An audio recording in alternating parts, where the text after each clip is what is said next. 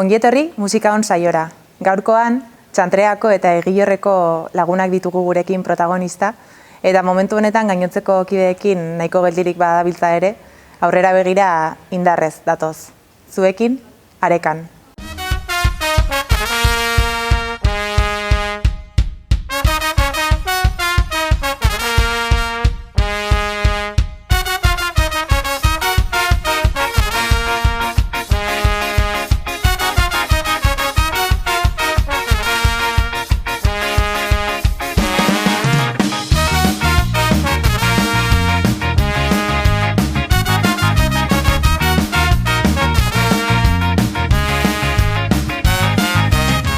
Xabi naiz, Txantreakoa, 19 urte ditut eta Arekan taldean tromboia jotzen dut. Opa, ni Josu naiz, Egilorren bizi naiz, Arekan taldean baxua jotzen dut eta 25 urte ditut.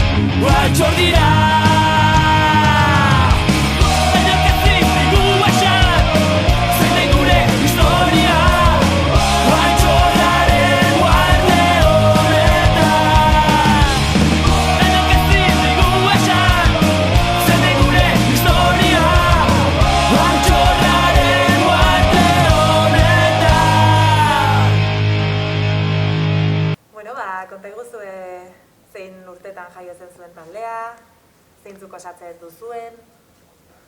Bueno, berez talde hau sortu zen 2018ko uda maieran hasi ginen entzaiatzen, baina aurretik izan zuten, gaur ez dauden kideak izan zuten beste talde bat, eta hortik sortu zen pixka bat, ez? Beste talde horretan zeuden kide batzuk zituztela berriz ere, gogoak zituztela berriz ere beste talde bat osatzeko, eta beste talde bat sortu zuten 2018ko udan. Hala ere, gaur egun beste zenbait kide aldatu dira. Ni hasieran ez nengoen taldean, hasi que utzi zuenean basularia sartu nintzen ni. Duela urte bat edo. Bai, duela urte bat orain. Eta hori, orain taldean 6 pertsona gara. Basu jole bat dela Josu, trompeta Jon Irisarri, baina Madrilen ikasten duela, gitarran Jon Sesma ere Madrilen dagoela ikasten aurten, abeslari bezala Gorka, Leonen dagoela, eta gero bateria jolea Guilo, orain dagoela bere etxean konfinatuta, eta ni tromboia Xabi. Eta izen hori, nolatan? Badakizue izenaren historioa edo... Bai, izena pixkat egin nahi genuen kritikaren bat edo, eta Arekan esan nahi duena da en la cuneta gazteleraz, eta pixkat hori kritikatzeko zenbat hildako dauden oraindik jakin gabe edo aurkitu gabe, eta hori horregatik ere logoan ikusten baduzue dago irudi bat, eta irudi hori Ezkabako gotorlekoa da goitik ikusita. Eta nola definituko zenukete zuen taldea estiloari dagokionez eta, beste ezaugarriari ere dagokionez? Estiloari dagokionez, egia esan da ez dakit oso zehazturik dugun, ze diskan abestiak badituzte giro oso desberdinak, baina, egiten dugun musika estiloa gutxi gora izango zen ska eta rock pixka bat.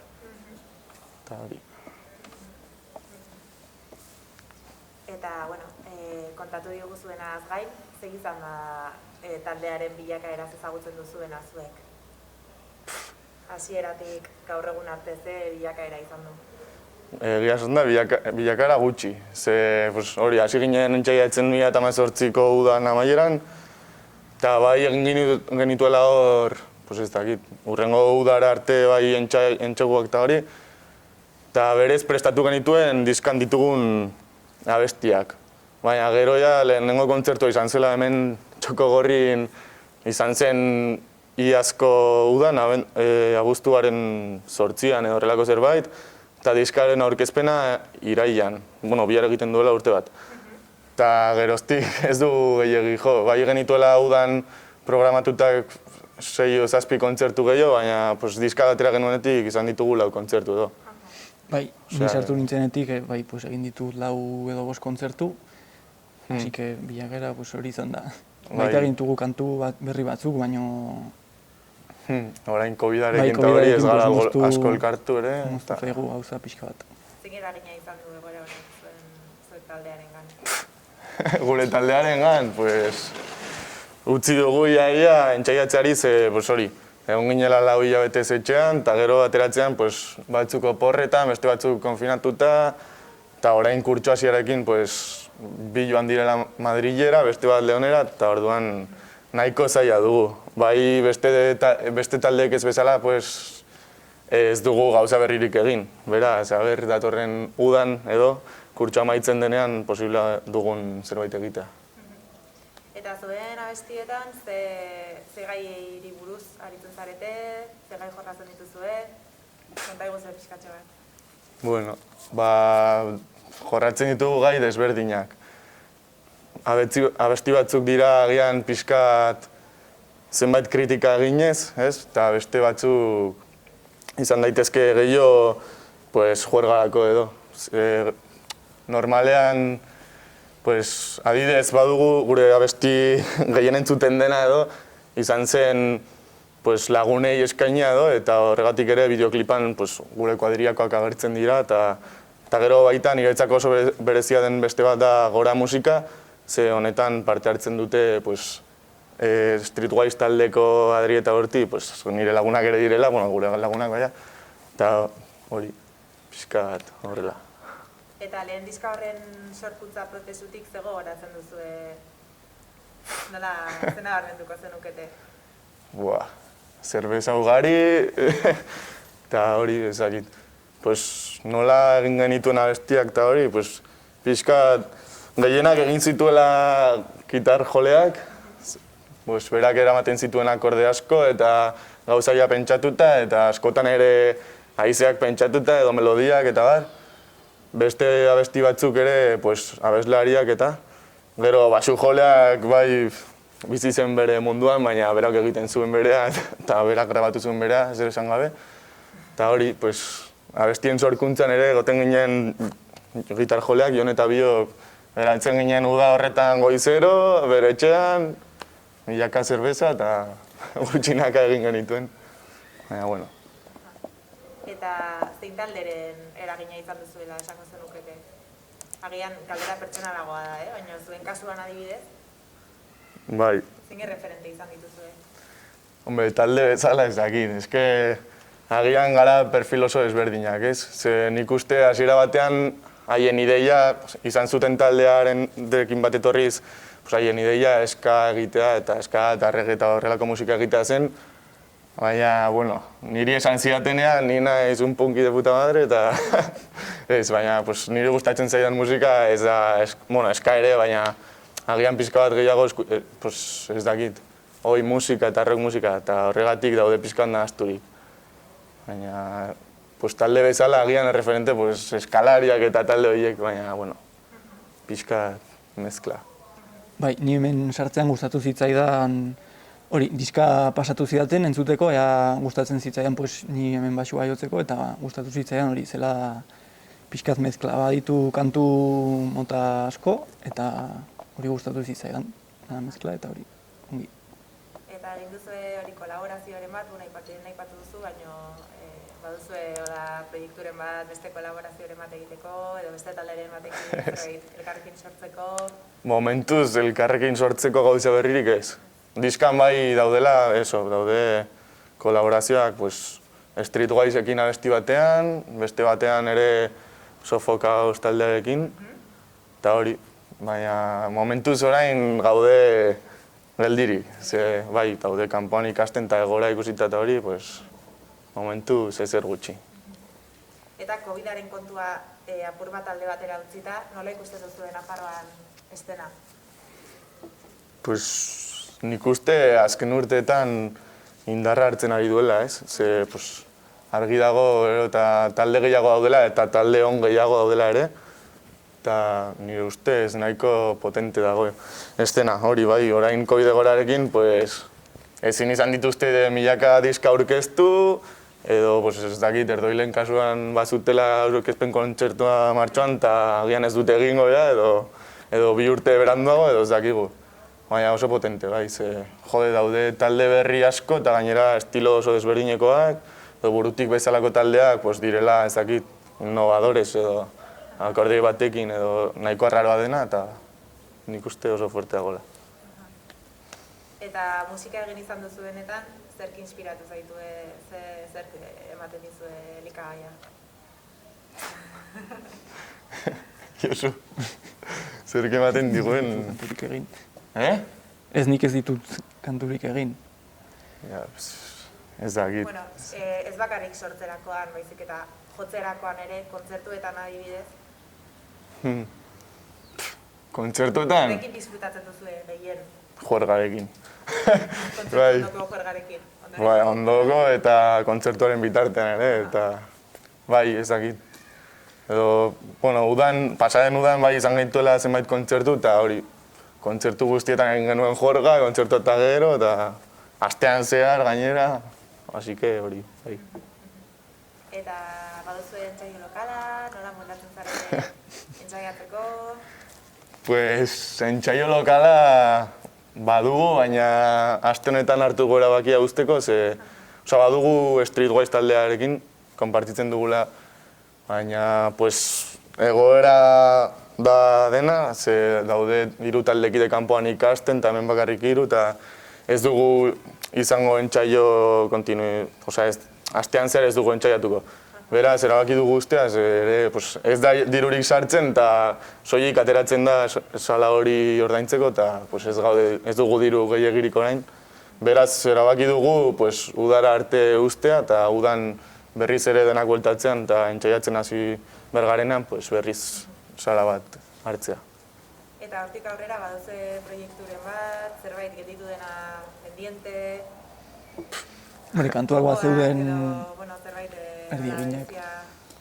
Bai, genituen ideia batzuk, baina ez dugu ezer finkaturik.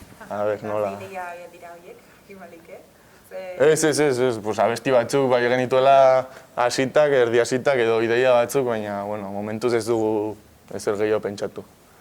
Urte oso bat dugu pentsatzeko eta udan berriz ere gogor emateko. Eta izan duzuen ibilbidetxo horretan, egon da bizipen bereziren bat, anekdotaren bat gurekin konpartitu nahi duzuena? Pues ez dakit, anekdota asko dira, baina nik beti oroitzen dut abidez egon ginela uda amaieran, iaz. Nik uste jotzen Otxagi ondoan, Esparza, Salazar, edo hor jotzen jaietan, eta izan zen lokura. Leku berezia da hori.